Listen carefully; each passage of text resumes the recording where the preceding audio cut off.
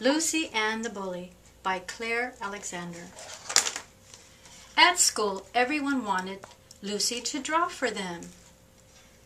"You are as good as at drawing, Lucy. Can you please draw me a picture of a rabbit, Lucy?" "Well, not quite, everyone." Tommy went over to Lucy's table. "Oops," he said as he pushed over the paint. He didn't look sorry. "Oh dear," cried Mrs. Goosey. "Accidents will happen. Let's get this mess cleaned up." The next day everyone made clay models. Miss Goosey gave Lucy a gold star for her blackbird. Pig by Tyler, Worm by Hannah, Monster by Ethan, even though Miss Goosey thought it was a crow. Thing by Tommy, Crow by Lucy, Frog by Sophie. After school, Lucy carried her model very carefully so it wouldn't break. Tommy was waiting for her. "Let's see your stupid crow," he said. It's a blackbird," Lucy stammered. But Tommy grabbed it and then he stomped on it. "Don't tell on me or else." "No, please don't."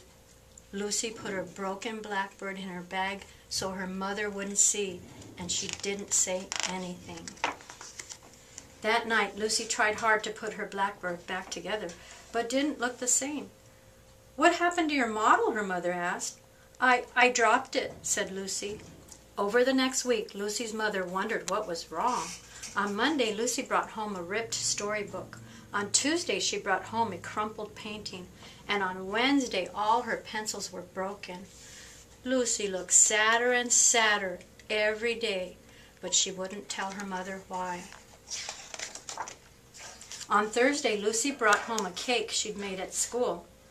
"Who put a footprint in the middle of it?" her mother asked. I don't know," said Lucy. But at last she said, "It was Tommy." "Don't worry, honey. I'll take care of this," Lucy's mother said. She picked up the telephone. "May I speak to Miss Goosey, please?" she asked. "No, Mommy," Lucy wailed. "Please don't tell Miss Goosey." But it was too late. That night, Lucy couldn't sleep. She was afraid of what would happen the next day. In the morning, Lucy didn't want to go to school. "Don't worry, it will be okay," said her mother. Tommy didn't want to go to school either. "You wouldn't like it if someone was mean to you."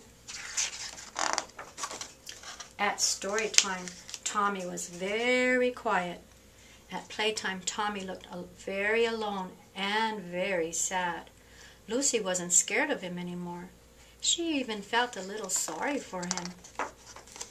At art time, Lucy saw Tommy drawing. He was drawing a porcupine, and it was a very good porcupine. Its spines looked very sharp and spiky indeed. Lucy decided to tell him exactly what she thought of it. "I like your porcupine, Tommy," Lucy said. "It's not a porcupine, it's a hedgehog," said Tommy. "Well, it's very good," said Lucy. "Could you draw one for me too?" Tommy was surprised. No one had ever asked him to draw anything before. "You can have this one," said Tommy. "Thank you, Tommy," said Lucy. "I'm sorry I was mean and did all those things, and most of all, I'm sorry I stomped on your crow," Tommy said. "It was a very good crow."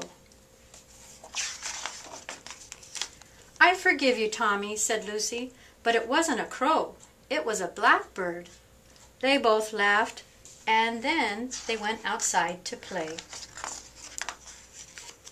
Hedgehog, not porcupine.